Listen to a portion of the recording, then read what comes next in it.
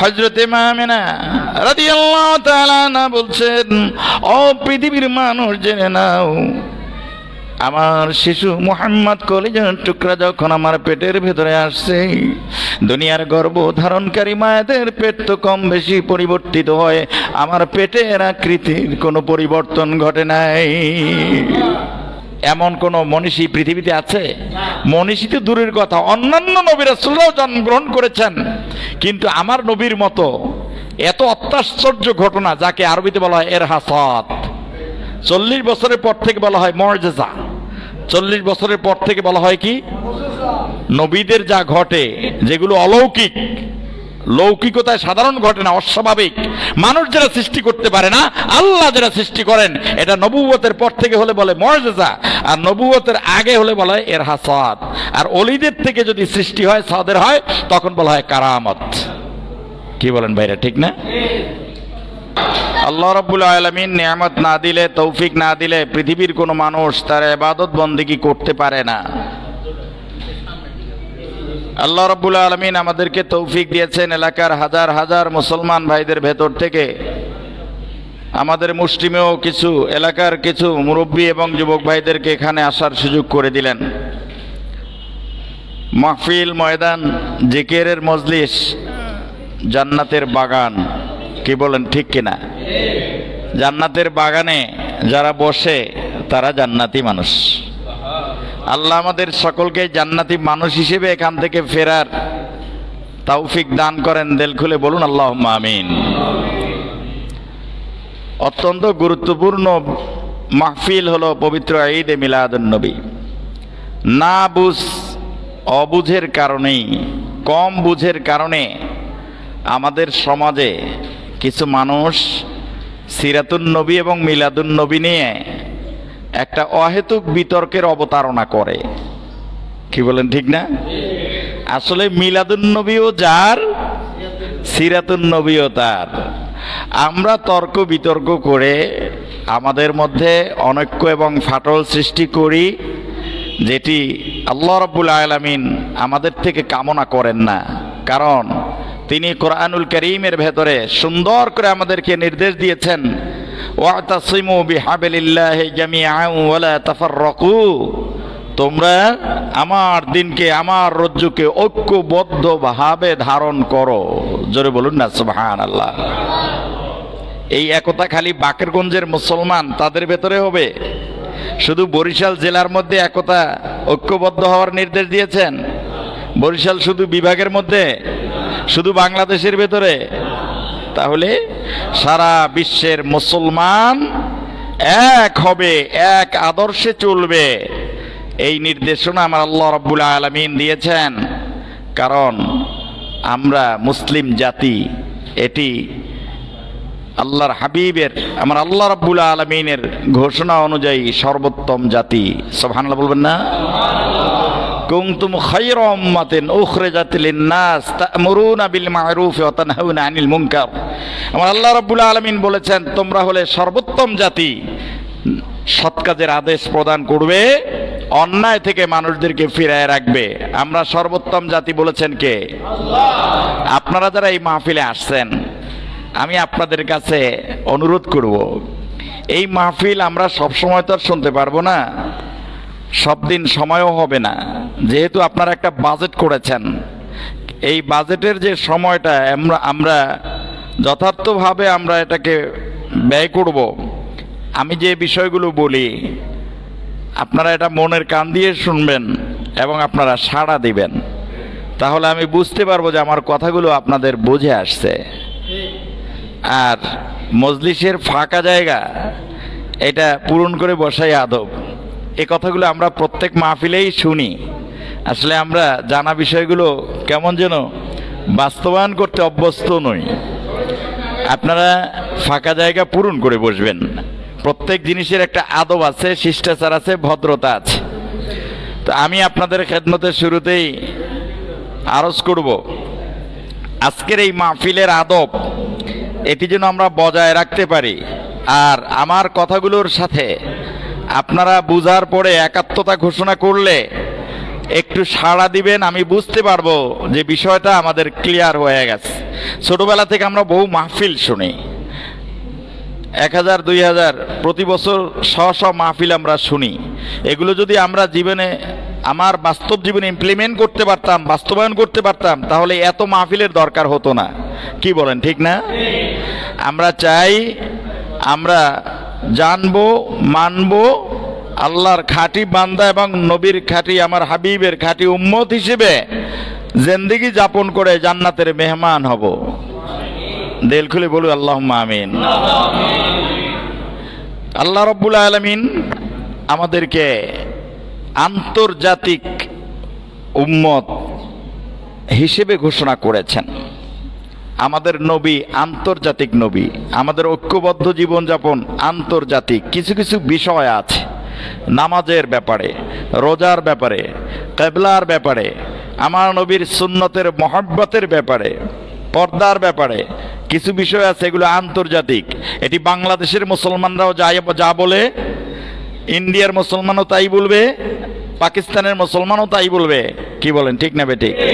আমাদের কলেমা কয়টা? আমাদের কেবলা কয়টা?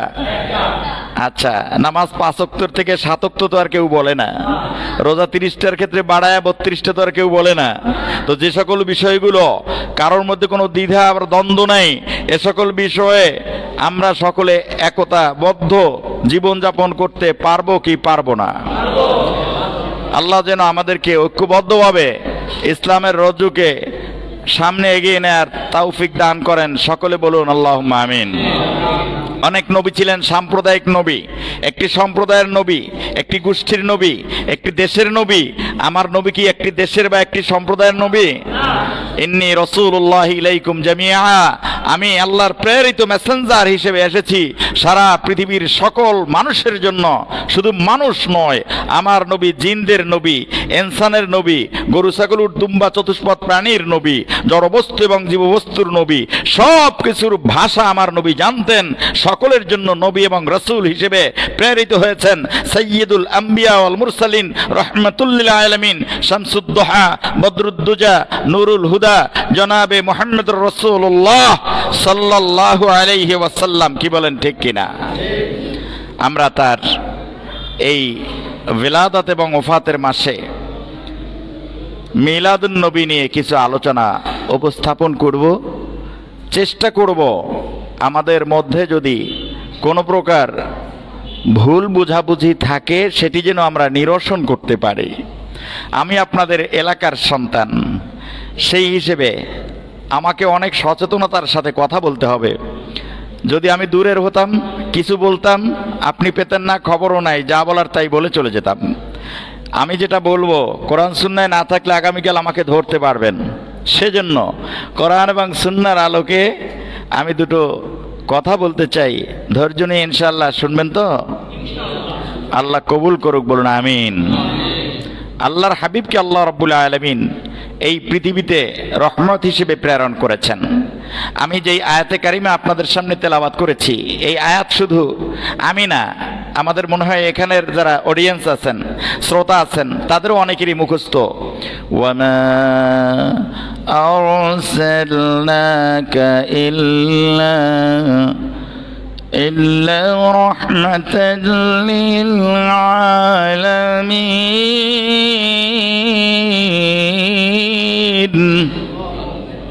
আমি আমার বন্ধুকে সমগ্র জাহানের জন্য রহমত হিসেবে প্রেরণ করেছি। জোরে বলুন সুবহানাল্লাহ। এই আলামিন শব্দটা আমরা বিভিন্নভাবে এই শব্দের সাথে আমরা সকলেই কম বেশি পরিচিত। নামাজ যখন তেলাওয়াত করি, নামাজ যখন আদায় করি, কোরআনুল কারীম তেলাওয়াত করি সূরা ফাতিহা থেকে। 7খান আয়াত বিশিষ্ট সূরা ফাতিহা আসমানের নিচে আর জমিনের উপরে সব থেকে বেশি পঠিত গ্রন্থের নাম কোরআনুল কারীম। আর কোরআনুল কারীমের মধ্যে সব থেকে বেশি পঠিত সূরার নাম সূরা ফাতিহা। কি বলেন, ঠিক না? সূরা ফাতিহার হাফেজ আমাদের দেশে অনেক আছে। এই সূরা ফাতিহায় প্রথমেই আমরা যে আয়াতে কারিমা আল্লাহর কাছে তেলাওয়াত করি, কৃতজ্ঞতা, আল্লাহকে থ্যাঙ্কস জানানো, ধন্যবাদ জানানো, সেটি হলো আলহামদুলিল্লাহি রাব্বিল, আল্লাহ সকল প্রশংসা, সকল বিশ্বজাহানের যিনি প্রতিপালক তার জন্য। জোরে বলুন সুবহানাল্লাহ। আলামিন আরবি শব্দ, বহুবচন, আলামের বহুবচন। আলাম মানে হলো বিশ্ব। আমার আল্লাহ কতটা বিশ্বের তিনি প্রতিপালক। আমার আল্লাহ রব্বুল আলামিন এই সৃষ্টি জগতের মধ্যে যতগুলো বিশ্ব তিনি তৈরি করেছেন সবগুলোর তিনি প্রতিপালক। আলাম কি? মা ইউলামু বিহিল ইলাহ, আল্লাহকে যেই বস্তুর মাধ্যমে, যেই ব্যক্তির মাধ্যমে চেনা যায় তাকে বলা হয় বিশ্ব, তাকে বলা হয় আলম। আলমের আপনারা জানেন, আমরা জানি জাহান, বিশ্ব। কিন্তু আমি একটু অভিধান থেকে আপনাদেরকে বলছি, যার মাধ্যমে, যেই বস্তুর মাধ্যমে ইলাহকে চেনা যায়, আল্লাহকে চেনা যায় তাকে বলা হয় বিশ্ব। সুবহানাল্লাহ বলা যায় না? যেমন ধরুন এই পৃথিবীর দ্বারা আল্লাহকে কেমনে চিনবো? যে এই পৃথিবী আমি তো আর তৈরি করতে পারি না, তৈরি করেছেন তেমন একজন আছে না নেই? আল্লাহর পরিচয় পাওয়া যায় না, যায় না? মানুষের মাধ্যমে আল্লাহকে চেনা যায়। এমন সুন্দর মানুষ আর পৃথিবীতে কেউ তৈরি করতে পারে নাই। চতুষ্পদ জন্তুগুলোর মাধ্যমে আল্লাহকে চেনা যায়। গরু ছাগলের দুম্বাগুলোর দিকে তাকায় আল্লাহকে চেনা যায়। একটা গরুর দিকে তাকায় আমার আল্লাহকে চেনা যায়। কোরআনুল কারীমে আল্লাহ রাব্বুল আলামিন উটের উদাহরণ দিয়েছেন সূরা গাশিয়ার মধ্যে। গরুর উদাহরণ আল্লাহ রাব্বুল আলামিন সূরা বাকারা, গরুর নামে একটা সূরা আল্লাহ তাআলা নাজিল করেছেন। উট দেখতে হলে যেতে হবে ইন্ডিয়ার রাজস্থানে বা বাংলাদেশ থেকে আপনাকে যেতে হবে পাকিস্তানে, যেতে হবে সৌদি আরবে। তো গরুগুলো তো তোমরা নিজেরা পালন করো, লালন করো, ছাগলগুলো নিজে লালন পালন করো। একটা গরুর দিকে তাকাও, আমি আল্লাহ রাব্বুল আলামিনের পরিচয় তোমার সামনে সুস্পষ্ট হবে। সূরা নাহলের মধ্যে আমার আল্লাহ রাব্বুল আলামিন বলেন, একটা গরু যখন ঘাস খায়, এই ঘাসগুলো দিয়ে আমি আল্লাহ রাব্বুল আলামিন গোবর তৈরি করি, এর থেকে আমি আল্লাহ রাব্বুল আলামিন রক্ত তৈরি করি। গোবর আর রক্তের মাঝ থেকে, মধ্যখান থেকে আমি আল্লাহ রাব্বুল আলামিন তোমাদের জন্য সুন্দর খাবার দুধ তৈরি করি। ওই গোবরের দুর্গন্ধটা দুধের ভিতরে কোনো প্রতিক্রিয়া সৃষ্টি করতে পারে না। রক্তের পাশে থাকা দুধের মধ্যে রক্তের কোনো লালিমা তার মধ্যে গিয়ে দুধের শুভ্রতাকে নষ্ট করতে পারে না। পৃথিবীতে এমন কোন বৈজ্ঞানিক আছে ওই গোবর আর রক্তের মাঝখান থেকে দুধ তৈরি করতে পারে? রে বান্দা, আমি আল্লাহ রাব্বুল আলামিন তোমাকে স্বাদ দেওয়ার জন্য, তোমার জন্য খাবার হিসেবে গরুর ভেতরে এমন খাবার আমি প্রস্তুত করি। বুঝে থাকলে বলুন, একটা গরুর দিকে তাকালে আল্লাহকে চেনা যায় কি যায় না? তাহলে এটা একটা আলম। গরু একটা আলম, ছাগল একটা আলম, উট একটা আলম, যত সৃষ্টি সবগুলো আলম। এর মাধ্যমে আমার আল্লাহকে চেনা যায়। ঠিক যতগুলো আলম আছে সবগুলো আলমের প্রতিপালনকারী আল্লাহ, আর যতগুলো আলম আছে সবগুলোর জন্য রহমত হলো আমার নবী। এই বিবেচনা করলে মায়ের পেট সেটাও একটা আলম। মায়ের পেটকে গবেষণা করলে পড়ে যেই সিস্টেমে আপনাকে আমাকে আল্লাহ তাআলা তৈরি করেছেন, মায়ের নাভির তারের সাথে আমার নাভির তার মিলাইয়া মুখটাকে বন্ধ করে দিয়ে খাবারের ব্যবস্থা করেছেন কে? মুখ দিয়ে জিকির করবে, বারণ আছে সেখান থেকে অপবিত্র হায়াসকে বন্ধ করে অপবিত্র রক্ত আমি আমার বান্দার মুখ থেকে খাওয়াতে চাই না।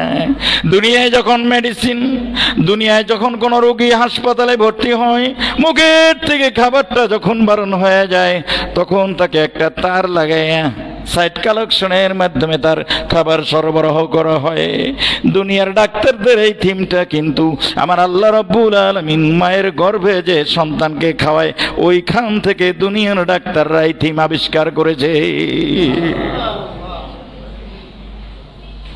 তুমি একটু মায়ের গর্ভটা নিয়ে চিন্তা করো, একটা আলম। সেই আলমের মধ্যেও আমার নবী রহমত, দুনিয়ার কোন বাচ্চা মায়ের পেটে যখন আসে, মায়ের পেটের আকৃতি পরিবর্তন হয়, কম হোক আর বেশি হোক। আমার বন্ধু মুহাম্মদ তিনি শুধু ইহ জগৎ আর পরজগতের জন্য রহমত নন, সকল জগতের জন্য।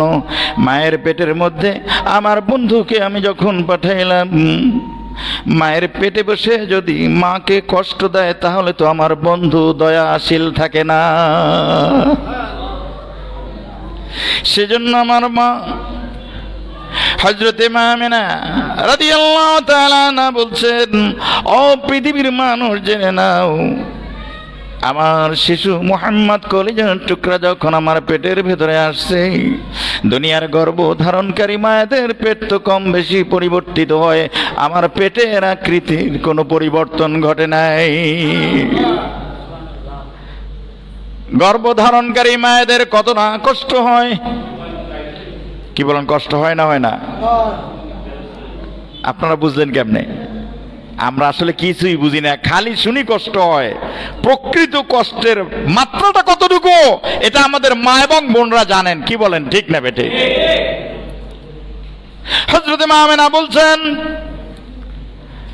আমার শিশু বাচ্চা মুহাম্মদ আমার পেটের ভেতরে আসছে, আমার কোনো কষ্ট হয় নাই, বরং যেই দিন থেকে আমার শিশু সন্তান কলিজার টুকরাটা পেটের ভেতরে আসছে, আগে আমার কোনো কষ্ট থাকলেও সেই দিন থেকে আমার আর কোনো কষ্টই নাই। মক্কার লোকজন খাজা আব্দুল মুত্তালিবের কাছে অভিযোগ করে, আপনার পুত্র নিয়ম ছিল বিধবা নারীদের জন্য সুগন্ধি ব্যবহার করা বৈধ নয়। আমাদের সমাজেও দেখি যারা বিধবা হয় সাদা কাপড় পরে, অলংকারগুলো তেমন ব্যবহার করে না, সাজুগুজু কম করে, যাতে প্রশ্নবিদ্ধ না হয়, মানুষ যাতে কোনো সন্দেহ না করে। মদিনায় আইনটা আরো কড়াকড়ি ছিল, সুগন্ধি ব্যবহার করতে পারবে না। আমাদের দেশে এই আইন নাই, কিন্তু আতর ব্যবহার করুক, সুগন্ধি ব্যবহার করুক, এটা পারবে, কিন্তু মক্কাতে এটা নিষিদ্ধ ছিল। আর খাজা আব্দুল মুত্তালিব তিনি মক্কা নগরীর সর্দার। এখন নেতার ঘরে যদি তার পুত্রবধূ যদি আইন লঙ্ঘন করে, অভিযোগ আসবে কি আসবে না? অভিযোগ আসলো, আপনার পুত্রবধূর চলন গতিবিধি কিন্তু ভালো না, আমাদের সন্দেহ হচ্ছে। চিন্তা করলেন, আমার ছেলেটা মারা গেল, গর্ভে সন্তান রেখে মদিনায় খেজুর আনার জন্য আব্দুল মুত্তালিব তার ছেলে আব্দুল্লাহকে পাঠিয়েছিলেন, ফিরেন নাই, ব্যবসায় গিয়ে তিনি সেখানে ইন্তেকাল করেছেন। আমার পুত্রবধূটা বড় শোকাতুর, এখন যদি আমি এই অভিযোগ পেয়ে আমি তাকে জিজ্ঞাসাবাদ করি, মনে মনে কষ্ট পাবে। তিনি চিন্তা করলেন যে আমি আমার বউয়ের কাছে বলি, অর্থাৎ মা আমেনা রাদিয়াল্লাহু তাআলা আনহার শাশুড়ির কাছে শ্বশুর অভিযোগ করছেন যে তুমি তোমার পুত্রবধূর কাছে জিজ্ঞাসাবাদ করো। অনেক সময় এরকম পুরুষরা আমরা মহিলাদেরকে বলি, কি বলেন, বলি না, তুমি একটু জিজ্ঞেস করে দেখো, তোমার ছেলে অন্যায় কেন করে, তুমি একটু জিজ্ঞেস করো। এরকম মহিলাদেরকে আমরা বলি না। কেন বলি? আপনি বাবা, আপনার তো রাগ বেশি, আপনি যদি ওই বাচ্চাকে জিজ্ঞেস করেন হিতে বিপরীত হতে পারে। এজন্য মারা আবার একটু ভালো বুঝাতে পারে, মহিলারা এ ব্যাপারে একটু ভালো বুঝাতে পারে। হযরত আব্দুল মুত্তালিব তিনি বললেন যে তুমি একটু বুঝাও, তুমি একটু দেখো কি হয়েছে। মা আমেনা রাদিয়াল্লাহু তাআলা আনহা জিজ্ঞেস করবেন, ওয়াশরুমে ঢুকছে পুত্রবধূ মা আমেনা, ওয়েট করলেন, বের হলেন। বের হওয়ার পরে তিনি দেখলেন যে আতর তো শুধু তার শরীরে না, টোটাল ওয়াশরুম থেকে, টোটাল বাথরুমের চতুর্দিক থেকে মনে হয় যেন আতরের একটা ডিব্বা, আতরের একটা ঘর, আতরের একটা দোকানে পরিণত হয়েছে। আম্মু বলেন, শাশুড়ি আম্মা বলেন, কি বলবেন? হযরতে মা আমেনা রাদিয়াল্লাহু তাআলা আনহা বললেন, মা বলেন, কি বলতে চান?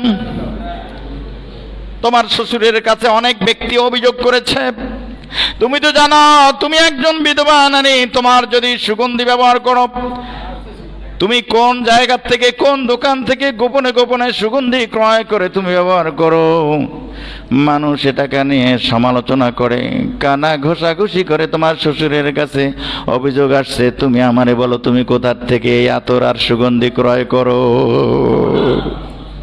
হযরত মা আমেনা বলছেন, আম্মু এই প্রশ্ন তো আমারও ছিল, কিন্তু এই প্রশ্নের আর এখন কোনো উত্তর নাই। তিনি একদিকে আনন্দশ্রু ফেললেন আর বললেন, আপনি যে দেখছেন সুগন্ধি বের হয়, এই সুগন্ধি আমি কোনো দুনিয়ার কোনো মক্কার কোনো দোকান থেকে ক্রয় করি নাই, আমি কোনো সুগন্ধি ব্যবহার করি না। আপনি তো জানেন সব সময় আমি এই গর্ভ অবস্থায় আপনার চোখের সামনেই থাকে, আমি তো কোনো দোকানে যাই নাই, আমি কোনো দোকানে যাই নাই মা। বলে তাইলে কেমন?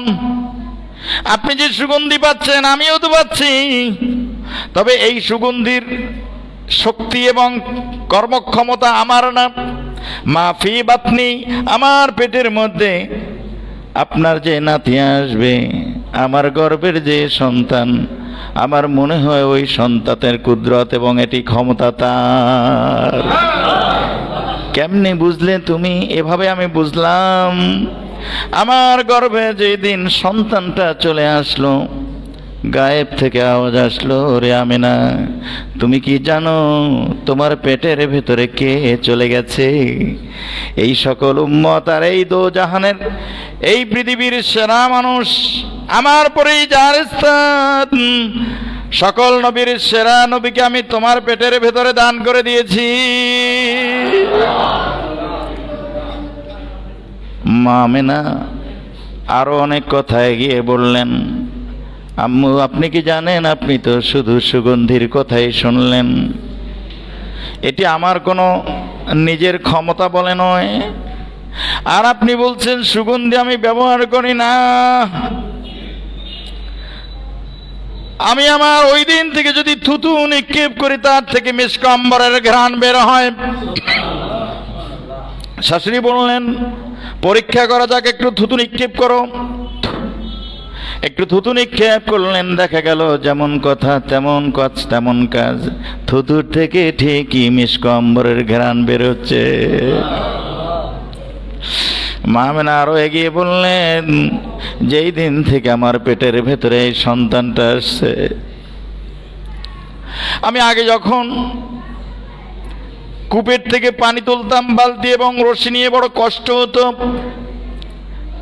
আমার সন্তান পেটে আসার পরে কূপের থেকে পানি তুলতে আমার কোনো কষ্ট হয় না। আমি যখন কূপের কাছে যাই, কূপের পানিগুলো নিজেদের থেকে জোয়ারের মতো উপরে ভেসে ওঠে, পানিগুলো কূপের চতুর্দিক থেকে উপচে পড়ে। আবার আমি যখন সেখান থেকে চলে যাই, পানিগুলো আবার কূপের নিচে তলিয়ে যায়। পানি উপরে জোয়ার যেমন উত্থিত হয়, উথলিয়ে ওঠে, সেভাবে উথলিয়ে ওঠে। অনায়াসে পানি নিয়ে যখন বাড়িতে ফিরব, মক্কা নগরের অন্য পরিবারের মহিলারা আমার কাছে অনুরোধ করে, হাত জোর করে, আমেনা তুমি এত তাড়াতাড়ি তোমার ঘরে ফিরে যেও না, তুমি যতক্ষণ থাকবে কূপের পানিগুলো উপরে থাকবে, আমরা এখান থেকে অনায়াসে পানি গ্রহণ করতে পারবো। তুমি যদি চলে যাও পানিও চলে যাবে, তুমি আরো কিছুক্ষণ অপেক্ষা করো, আমি অপেক্ষা করি। আমার তো সময় নষ্ট হয়ে যাচ্ছে। অন্য পরিবারের মহিলা বলে, তোমার সময় নষ্ট হলে সেটা আমরা দেখব, তোমার পানি নিজের টানতে হবে না, তোমার কারণেই তো আমরা পানিগুলো অনায়াসে পেয়ে যাচ্ছি। তোমার পানির কলসি, তোমার পানির বোতলগুলো আমরা তোমাকে এগিয়ে দিয়ে আসবো। শাশুড়ি আম্মা আপনি কি জানেন, আমি যখন রাস্তা দিয়ে আপনার এই গর্ভের নাতিকে নিয়ে হাঁটি, রাস্তার দুই ধারের গাছগুলো তাদের পাতা দিয়ে আর ডালপালা দিয়ে সূর্যের আলোর সামনে এক প্রতিবন্ধকতা সৃষ্টি করে সূর্যের আলো আমার মাথায় পড়তে দেয় না। পাহাড়ের ছোট বড় পাথরগুলো গড়িয়ে গড়িয়ে আমার পায়ের কাছে এসে সেজদায় লুটায় পড়ে। ও পৃথিবীর মানুষ, তোমার আমার নবী 40 বছরের পর থেকেই কিন্তু রহমত না, রহমত কিন্তু শুরু হয়ে গেছে গর্ভ থেকেই। আমি যেই কথাটা আসছি, আমাদের মধ্যে কেউ কেউ মনে করে মিলাদুন নবী পালন করা একটা বেদাত। আমি বেদাতের সংক্ষিপ্ত একটা অর্থ বলি, তাহলে আপনাদের সচেতনতা আসবে। বেদাত আরবি শব্দ 3 যুগে যা ছিল না, নতুন সৃষ্টি করলে তাকে বলা হয় বেদাত। আল্লাহর হাবিব যা বলেছেন তার অর্থ হলো যারা বেদাতি তারা সকলে জাহান্নামী। জোরে বলেন নাউজুবিল্লাহ। যারা বেদাতি তারা জাহান্নামী। এখন বুঝেন, আপনি মিলাদুন্নবী পালন করেন, আপনাকে যদি কেউ বলে যে আপনি বেদাতি, তার মানে আপনাকে কি বললো? জাহান্নামী। বলুন না, কি বললো? এতটুকু ক্লিয়ার? আমি যে আলোচনা করব অনলাইনের মাধ্যমে, এটা সারা বিশ্বে ছড়িয়ে পড়বে। আমি ভুল বললে ধরার মতো সুযোগ আছে না নাই? তাহলে আপনাদের সাড়া দিতে সমস্যা থাকার কথা নয়। আপনারা বলেন বেদাতের রেজাল্ট হলো জাহান্নাম। বেদাতের রেজাল্ট কি? কুল্লু বিদআতিন দালালাহ ওয়া কুল্লু দালালাতিন ফিন্নার। বুখারী শরীফে হাদিস। আমি পুরো হাদিস বললাম না, সময় আমার কম। তাইলে রেজাল্ট হলো সকল বেদাতি গুমরাহি, আর সকল গুমরাহির পরিণাম হলো জাহান্নাম। কথাটা কি ছোট না অনেক বড়? অনেক সেন্সিটিভ একটা বিষয় কিন্তু। অথচ যেই বিদআত করলে পরে জাহান্নামে যাবে, সেই বিদআতটাই সরসিনাওয়ালারা, ফুরফুরওয়ালারা, জোনপুরওয়ালারা বা পীর মাশায়েখগণ এখন আমাদের সাথে চরমনাইয়ের পিসা হুজুর সরসিনায় গিয়েছিলেন, আমি তাকে মিলাদ পড়তে দেখছি, ক্যাম্প করতে দেখেছি। কি বলেন? আলেমদের মধ্যে ফাটল নাই। কিছু কিছু মানুষ আছে সাধারণ, যারা আমাদেরকে বেদাতি বলে গালি দেয়। আচ্ছা, তাইলে গালিটা তো অনেক বড়। আমরা যে এই বেদাত মেনে এরপরেও যে এইটা করতেছি, তার এর পিছনে কারণ আছে না নাই? এখন সেই বিষয়ে আমার আলোচনার পরে ইনশাল্লাহ একটা ধারণা সৃষ্টি হবে। আসলে এই মিলাদটা তারা যে বেদাত বলে, তারপরেও যে আমরা পালন করি, এর কারণ কি? এই কারণ হিসেবে আমি কিছু কথা বললাম। আমার নবী হলেন রাহমাতুল লিল আলামিন। জোরে বলুন না সুবহানাল্লাহ। সিরাতুন নবী মানে হলো আমার নবীর জীবন চরিত্র, জীবনী আলোচনা। আর মিলাদুন নবী হলো আমার নবীর জন্ম বৃত্তান্ত আলোচনা। আমি তো এই দুটোর কোনো পার্থক্য দেখি না। একটা মানুষের জীবনেই লেখা শুরু হয় জন্ম থেকে। কি বলেন, তাই না? তাহলে জন্ম যদি না থাকে, আপনি একটা জীবনী গ্রন্থ পড়লেন, এখন ওই লেখক জন্ম তারিখও লেখে নাই, জন্ম নিয়ে কিছু কথাও বলে নাই, শুধু তার অন্যান্য জীবনীগুলো লেখছে।